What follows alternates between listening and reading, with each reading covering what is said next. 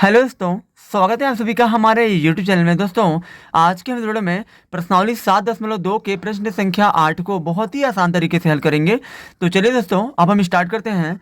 जैसे कि हमारा क्वेश्चन दिया गया, यदि A और B क्रमशः -2, -2 और 2, -4 हो तो बिंदु P के निर्देशांक ज्ञात कीजिए ताकि AP बराबर 3/7 AB हो और P रेखाखंड AB पर स्थित हो। यानी कि दोस्तों हमें यहाँ पे क्या करना है, यहाँ पे दोस्तों हमें जो है P का निर्देशांक ज्ञात करना है। दोस्तों ये P का निर्देशांक ज्ञात करना बहुत ही ज़्यादा दोस्तों आसान है। तो दोस्तों इसके लिए सबसे पहले तो दोस्तों आपको करना यह है कि जो दोस्तों क्वेश्चन में दिया उसको आप लिख लीजिए। दोस्तों दिया है A और B क्रमशः, यानी कि दोस्तों A का आपका जो है निर्देशांक दोस्तों हो जाएगा -2, -2 हो जाएगा।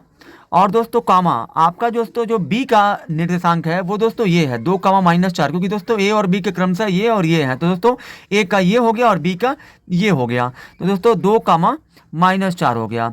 अब दोस्तों हमें दोस्तों यहाँ पे P के निर्देशांक ज्ञात करने हैं, ताकि दोस्तों AP बराबर दे दिया 3/7 AB। और दोस्तों यहाँ पे दोस्तों देखिए AP बराबर दोस्तों 3/7 AB दे दिया है। उसके बाद दोस्तों क्वेश्चन में दोस्तों आपका दिया है AP बराबर 3/7 AB है। ठीक है दोस्तों।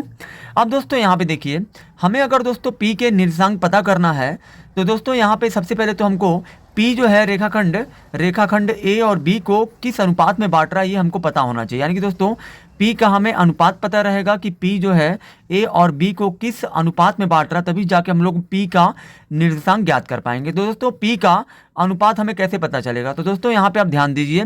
AP बराबर दोस्तों आपका दिया है 3/7 AB।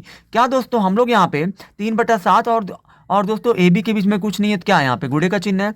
अब दोस्तों यहाँ देखिए AP को आप यहाँ पे लिख दीजिए और दोस्तों ये गुड़ा AB जो है दोस्तों इसको आप लाएंगे इधर तो हो जाएगा बटे AB, और बराबर में दोस्तों 3/7 दिया तो 3/7 लिखिए। अब दोस्तों यहाँ से आप समझिए, यहाँ पे दोस्तों एक हमारा रेखाखंड है दोस्तों हमारा एक, जैसे कि दोस्तों मान लीजिए ये हमारा एक रेखाखंड है, ये मान लीजिए दोस्तों A है, ये आपका B है, और दोस्तों यहीं कहीं पे आपका P है। ठीक है दोस्तों, P जो है दोस्तों यहाँ पे हमारा क्वेश्चन पे बोला है और P रेखाखंड AB पर स्थित हो, यानी कि जो दोस्तों जो P है वो दोस्तों रेखाखंड AB पे स्थित है।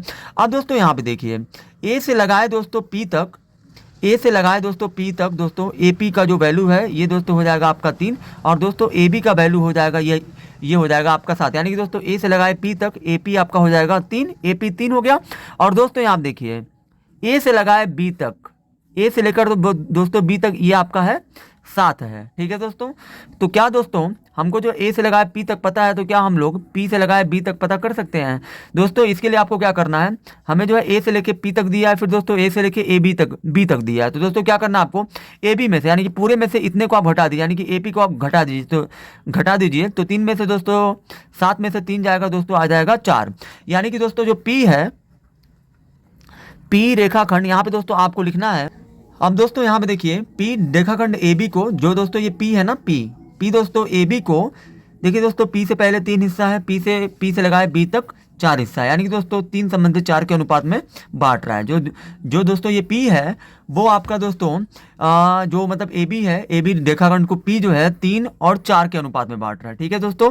अब दोस्तों यहाँ पे देखिए हमें दोस्तों P का निर्देशांक पूछा गया है, तो दोस्तों यहाँ पे देखिए P का निर्देशांक दोस्तों हम लोग यहाँ पे आसानी से ज्ञात कर सकते हैं। दोस्तों यहाँ पे आपको अगर दोस्तों किसी भी रेखाखंड को कोई एक बिंदु किसी अनुपात में बांटता है, तो दोस्तों उसके लिए दोस्तों विभाजन सूत्र का हम लोग प्रयोग करके हम लोग जो P का निर्देशांक निकाल सकते हैं। तो दोस्तों यहाँ पे आपको लिखना है P का निर्देशांक। तो दोस्तों यहाँ देखिए P जो है AB पर स्थित है, तो दोस्तों जब कोई भी बिंदु जो है किसी रेखाखंड पर स्थित होता है और दोस्तों उस बिंदु का हमें निर्देशांक पता करना हो, जबकि दोस्तों हमें जो है रेखाखंड AB का दोनों निर्देशांक पता है, A का भी पता है हमको, B का भी पता है, और दोस्तों P जो है AB को 3 संबंधित 4 के अनुपात में बांटता है, तो दोस्तों हम लोग P का निर्देशांक यहाँ पे आसानी से निकाल सकते हैं। इसके लिए दोस्तों आपका फार्मूला होता है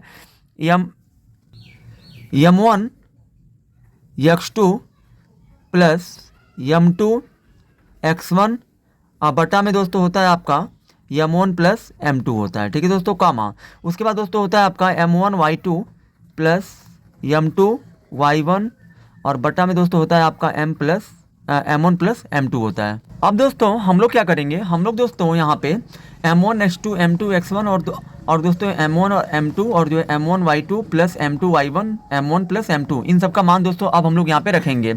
अब दोस्तों यहाँ पे देखिए, हमें दोस्तों सबसे पहले तो यहाँ पे दोस्तों ये जो अनुपात होता है दोस्तों, अनुपात में जो पहला होता है ये हमारा M1 होता है और दोस्तों अनुपात में जो दूसरा होता है ये हमारा M2 होता है। अब दोस्तों यहाँ पे आपको सिंपली सा करना ये है कि दोस्तों M1 M2 हमको पता है। अब दोस्तों हमको X1 X2 Y1 और Y2 चाहिए। तो दोस्तों X1 X2 Y1 Y2 दोस्तों आपको जो है A और B से लेना होगा, क्योंकि दोस्तों हम लोग जो है X1 X2 Y1 Y2 दोस्तों उसी से लेते हैं जिस बिंदु का हमको निर्देशांक ज्ञात करना है। दोस्तों वो बिंदु जिस रेखाखंड पर स्थित होता है उसी रेखाखंड के बिंदुओं से ही हम लोग X1 X2 Y1 Y2 का मान लेते हैं। तो दोस्तों हमको A और B से हमको लेना पड़ेगा। तो दोस्तों आप सभी जानते हैं कि दोस्तों A का निर्देशांक तो हमको पता ही है कि A का क्या है दोस्तों -2 क्वेश्चन में दिया हुआ है। फिर दोस्तों B का भी यहाँ पे देखिए 2 -4 हो जाएगा। तो दोस्तों यहाँ देखिए X1 का मान दोस्तों आपका हो जाएगा -2। फिर दोस्तों X2 का मान आपका दोस्तों ये हो जाएगा। फिर दोस्तों यहाँ देखिए ये वाला आपका X1 है दोस्तों, X1 के बाद जो होता है वो आपका Y1 होता है -2 और दोस्तों X2 के बाद जो होता है वो आपका होता है Y2। अब दोस्तों इन सारे मानों को हम लोग इसमें रखेंगे। दोस्तों यहाँ देखिए M1 का मान दोस्तों कितना हो गया, 3 है तो 3 रखिए। यहाँ दोस्तों कुछ नहीं है तो गुणे। X2 का मान दोस्तों कितना है, तो दोस्तों यहाँ देखिए ध्यान दीजिए X2 का मान आपका 2 है। तो दोस्तों X2 की जगह पे आपका हो जाएगा 2 प्लस M2 का मान दोस्तों यहाँ 4 है तो 4 रखिए गुणे। X1 का मान दोस्तों कितना है आपका, X1 का मान -2 है तो -2 रखिए और बटे में दोस्तों M1 प्लस M2 यानी कि दोस्तों यहाँ आपका 3 प्लस 4 हो जाएगा कामा। फिर दोस्तों M1 है, M1 का मान दोस्तों 3 है तो 3 रखिए गुणे। Y2 का मान दोस्तों कितना है -4 है तो यहाँ पे हो जाएगा -4 प्लस। फिर दोस्तों M2 का मान आपका कितना है, 4 है तो 4 रखिए गुणे। फिर दोस्तों Y1 का मान आपका दोस्तों कितना है, तो दोस्तों Y1 का मान आपका -2 है। तो दोस्तों -2 हमने रख दिया और बटे में दोस्तों M1 प्लस M2 होता है यानी कि दोस्तों ये आपका हो जाएगा 3 प्लस 4 हो जाएगा। ठीक है दोस्तों। अब दोस्तों इसको हम लोग जो है आसान तरीके से हल करेंगे। अब दोस्तों देखिए यहाँ पे 3 दूना आपका हो जाएगा 6 प्लस गुणे माइनस हो जाएगा माइनस, 4 दूना हो जाएगा आपका 8 और दोस्तों 3 और 4 हो जाएगा 7 कामा। फिर दोस्तों यहाँ देखिए माइनस है तो माइनस, 3 चौके हो जाएगा 12 प्लस गुणे माइनस हो जाएगा माइनस, 4 दूना हो जाएगा 8 और बटे में दोस्तों 7 है तो 7 लिखिए। उसके बाद दोस्तों यहाँ पे देखिए अब दोस्तों हम लोग देखिए 6 में से 8 नहीं जाएगा तो उल्टा घटाएंगे तो -2/7 आ जाएगा कामा। फिर दोस्तों -12 और -8 टोटल हो जाएगा -20/7 यानी कि दोस्तों जो आपका P का निर्देशांक होगा दोस्तों वो आपका -2/7 कामा -20/7 होगा और दोस्तों यही आपका आंसर होगा।